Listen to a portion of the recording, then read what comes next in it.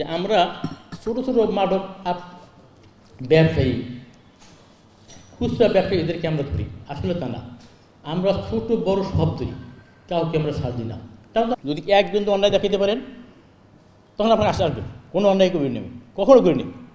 আজকাল চাকরি 34 বছর, from the beginning till now আমি কোথাও কোনো অন্যায় করিনি, কোথাও আমার মধ্যে কোনো অন্যায় অর্থ টাকা নিয়ে নি কারোর থেকে, অন্যায় কাজ করিনি কোথাও, কাউকে অন্যায় ক্ষতিগ্রস্ত করিনি, নিজে না, নিজে লাভবান হয়নি, কাউকে অন্যায় বেকার কোথাও করিনি আমি, এটা আমার নিশান না।